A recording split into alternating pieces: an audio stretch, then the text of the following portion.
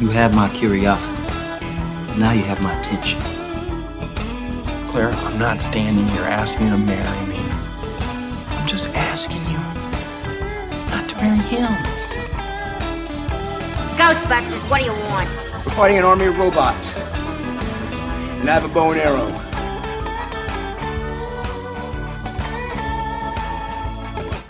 It's Hard-Headed Sports with Spinny and Fetty Bus. Famous for their podcasts, you can now catch them right here on The Al Travis Show. Well, we've got Spinny with us today. Going to be an interesting day, to be quite honest. Spinny, thank you for being here.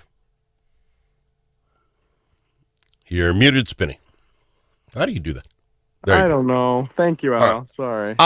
It's going to be. We're going to talk sports. I want to talk sports and that sort of thing, but I almost feel compelled to talk about Charlie Kirk and his assassination yesterday. To throw it out there for me, I actually watched the guy on whatever YouTube, TikToks, whatever you people make, quite regularly. A good Christian guy. I like that. He obviously stands for my side of the fence. I'm okay with that. But I like a guy who literally goes out there, and I don't know if I ever heard him raise his voice on any of his videos. Just, I'm willing to talk to any college kid who wants to talk to me about any topic. The guy was amazing that way.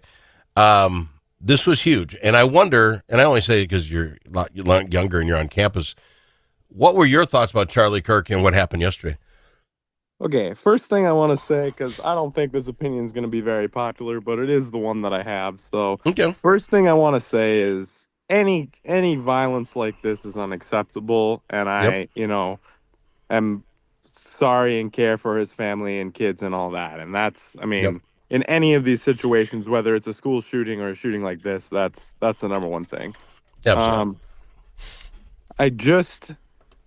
I wish we could actually change some things in this country so that these type of things would not happen. I hate to be this person again, but, this is the guy that last week said that the Second Amendment was worth having some deaths. I mean, he literally said that. So I just, again, I feel for him, and I don't think anyone should do this, but it's hard for me to have the level of sympathy that I have for children in schools who have no choice when this guy was out saying that the Second Amendment is worth some people dying. Well, his overall arch, and I heard what you're saying with what he said. His overall arching comment means you have to fight for the Second Amendment. The Second Amendment, if we didn't have it, more people would die in the long run. There will be people, and himself, who got shot, and that's not anything he was hoping for, but to have the Second Amendment, in his opinion, was worth the fight. And again, he can have that opinion. Second Amendment, it's in the Constitution. We can have that argument, and he can argue it all day long at college campuses. Doesn't mean you should put a bullet in him. No, I'm with you. I agree with you on that. My thing is, in every other country throughout the entire world, the second that a shooting like this has happened, school shooting, whatever, they've changed their gun laws, and then immediately it hasn't happened again. Australia, as an example, happened once in 1998, changed completely their laws, hasn't happened a single time since then. So I find it hard to believe that changing our gun laws wouldn't make this a safer country and a safer place for literally our kids in school. See, and you and I would argue on this and have good conversation, I'm sure. I'm going to steal from Shannon Watson. Your feeling of safety would come from not having as many guns, right? That would be your feeling of safety. No, that's not what I'm saying. I thought you just said that. If we had more gun laws, you would feel safe. Not taking away guns. I'm talking about common sense gun laws, as in background checks for every gun purchase throughout the entire country, as in waiting periods on buying guns, 5 to 7 day waiting periods on any gun purchase. Those things. Do I want to control people's guns? And I think people have the right to have guns, but I think there needs to be laws that make it harder for people to get them. That I don't think is crazy. And I'm not arguing with you, and I honestly don't miss it. The stuff that gets me about that, and we don't know the guy who shot Charlie Kirk yet. We're waiting to hear that story. But let's just use the guy that shot up the school, right? that shot up the school here last 2 weeks ago, whatever it was. All the red flag laws we had, no one used them. He didn't have a felony. He didn't have a thing. He would have got the gun whether it was 1 day, 6 days, or 10. At some point, we have to decide if we're going to do it your way, Spinny, and I'm not opposed to it, that we got to wait 6 days. Well, what are we going to do in those 6 days? Are we going to look into this guy, find out that maybe he's, writing kill Trump on guns and that sort of thing? And again, I don't get in with that guy. What do we do with that waiting period? Are you just saying some people will not do it because they waited 6 days? I think these last few have been planned out like nobody's business, including that guy that shot the Hoffmans and the Hortmans. This was a well planned out. He would have waited another 6 days if he had to.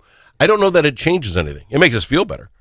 I don't know that it changes every single thing or every single event for sure, but we've gone, Al, it's been years of children getting shot every day or 3 times a week, like multiple shootings per week. Like the Charlie Kirk situation was interrupted by a school shooting in Colorado. And I was going to say there were two shot in Colorado, and I think the shooter shot himself as well. I mean, this story does get lost in yesterday.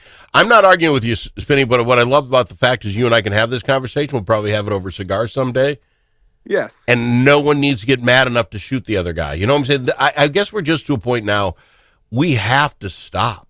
And when I call it rhetoric, when we start telling people you're a fascist, you're a Nazi, or you're this or that, we got to stop that stuff.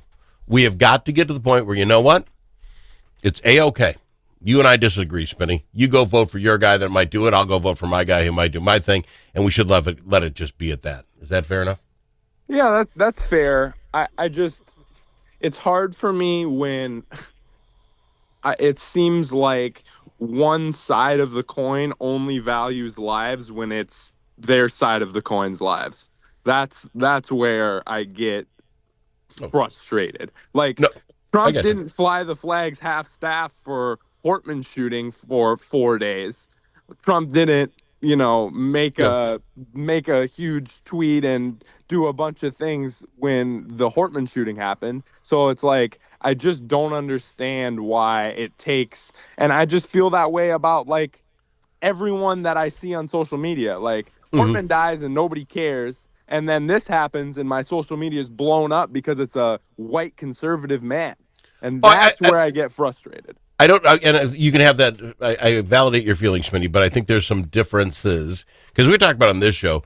We got to stop this idea that whoever's the president has to show up at the thing within a certain amount of time, like train wrecks or hurricanes or shootings.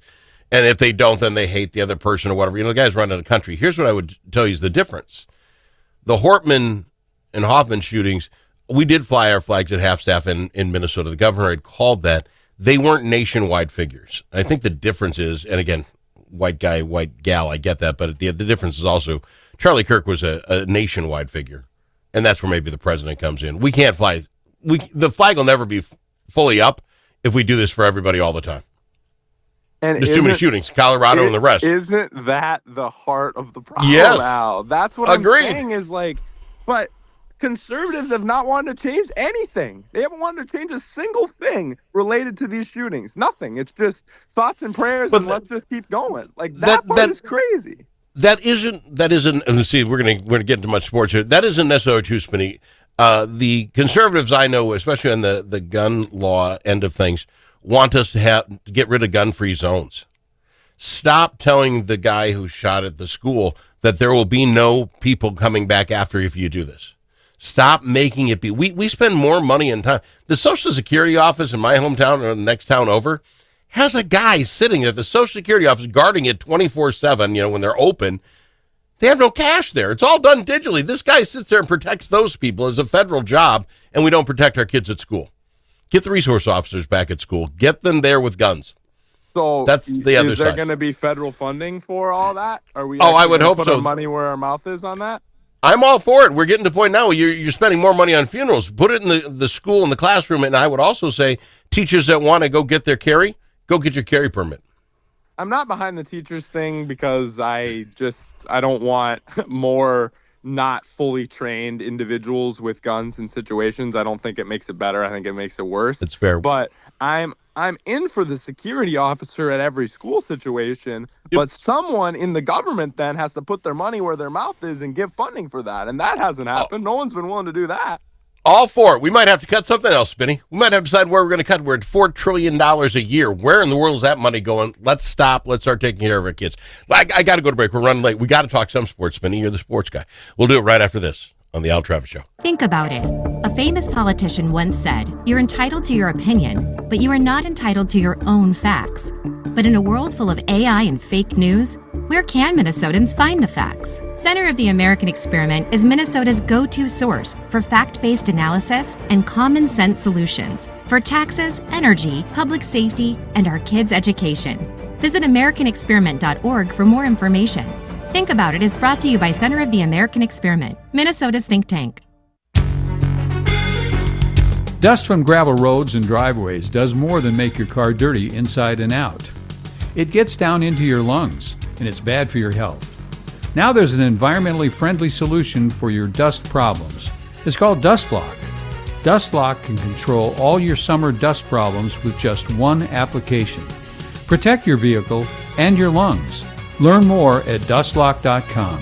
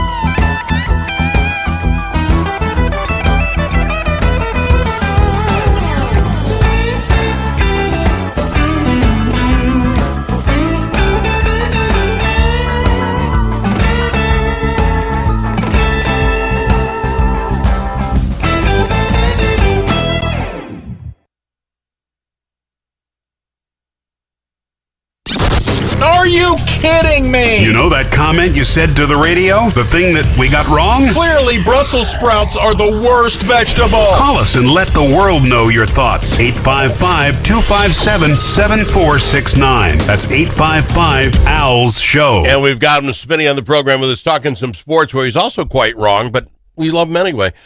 Spinny, let's bust down some NFL. Green Bay and the Packers play Washington tonight, the Thursday night game of the week in Lambeau. Green Bay on top of the conference. Is Green Bay for real? And who do you like, Washington or Green Bay?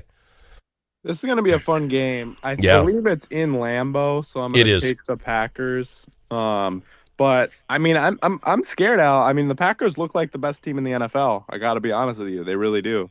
One game sample. That was it, huh? I mean, one game sample against the team who's been a top 3 team in the league for 2 years, and they made them look like the Browns last week. So I get the week 1 overreaction. I get the Lions lost both their coordinators, and their interior offensive line was bad. But the Packers' pass rush looked good. And Micah Parsons only played 36 snaps or whatever. With him playing a full game, they're going to be really, really scary from the pass rush perspective.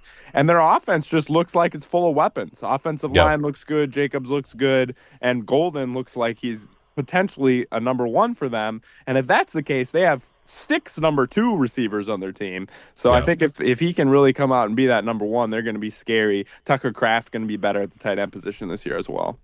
All right, Washington plus 3.5 to tie Green Bay. So Green Bay's up by 3.5 according to the bettors. How about Chicago and Detroit? Chicago, neither one of these two teams can lose, right? You want to be 2 games out right away? Who goes where? Can Chicago take Detroit? They both look a little pathetic. They have Detroit with 5.5, minus 5.5. I'm going to take Detroit. I think they're going to be motivated playing against Ben Johnson. And I think they will be better than last week. And I don't think the Bears are as good as the Packers. But this is going to be a close game. And like you said, the loser of this game then is 0-2 in the season and 0-2 in the division, which is huge in one of the best divisions in football. This is one of the earliest seasons must win, I think, for both these teams if you really want a chance to make the playoffs. Yeah. Any more chance that Chicago could? I don't think Chicago people could handle another folding like they did. They do that rating. What's your percentage chance of winning? Halfway through the third, they had a 95% chance of winning that ball game, and choked. Can they do that again? Chicago people will go nuts. Yeah, I mean, I think this is going to be a closer game throughout. I think. Okay. I mean, honestly, last week the Vikings weren't and JJ weren't ready to play in the first half. And then we came out in the second half and actually made adjustments, and Ben Johnson seemed like he was lost with our adjustments. So, yes, I do think Ben Johnson will adjust more given what happened to him last week, and I think the Bears will be better start to finish. But the Lions are also really good, and both teams are going to be motivated, so it's going to be a fun one. Well, then the game that matters, the Minnesota Vikings, they are at home. They're going to be taking on Atlanta. Love that they're coming here. The line is Minnesota minus 3.5, so we've got that home field goal advantage is what they're giving us. Is this going to be a tight ball game? 7:20, by the way, Sunday night. I think it'll be a tight ball game from the perspective of, like, Atlanta throws it all over the yard. Like, Michael Penix is not afraid to throw it deep and fit the sidelines and be aggressive. So I think it'll be close from that perspective, but I also think our defense plays into that with interceptions and things. Drake London, also questionable for the game, number 1 receiver for Atlanta. I think that changes their team a lot if he's in or out. But the Vikings defense is much better than Atlanta's, and I think our roster top to bottom is better. So I'm going to take the Vikes at home. Even with Cashman out, I think the Cashman thing would be huge.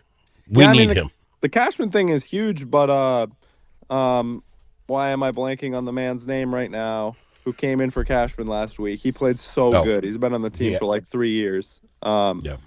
Sorry, I'm blanking on your name right now, but he played so good last week, and I think there's a chance that he could be 80% of Cashman. And linebacker in the NFL, not as important as pass rusher or corner right now. Fair enough. All right, real quickly on the Gopher side of things, they've played absolutely nobody so far, and now they take Cal on in California.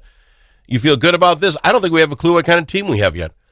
I don't think we have a clue what kind of team we have yet either, and I think it could be better than we think. I'm gonna pick the Gophers in this game, but this is definitely a trap game we could lose going out there as well. Yeah, and then any idea about the volleyball squad? Are they going to be for real this year? They're in a what I love about the girls volleyball, they always play tough competition. They don't do what the Gopher football team does. They play hard hard teams every week. Where are you sitting on the girls volleyball team? It's tough. Two of our 5 best players are out for the season. McKenna Wooker, back injury, out for the season, and our libero Zenup tore her ACL last week and is out for the season as well. So big injuries for us that are hard. I think we'll be good, but I think we're more in that 18 to 25 range than we are in the 6 to 12 range, which is unfortunate with these injuries. What kind of back problem does a young lady get in their 20s that take you out for a year? That's old man stuff right there. Yeah, McKenna Wooker has had back issues. I mean, it's the NCAA, so they don't give you exactly, but she missed a lot of time with back issues last season, so it seems like a serious back problem for her. All right. Spinny, I appreciate you being on, and we covered more than just the sports, but I do thank you for coming on the program and chatting with me, my boy. I appreciate it a ton. Thanks, Al. Appreciate you. Hard-headed sports, Spinny and Fetty Bus. If it's your turn to host a game, Grandpa's Bar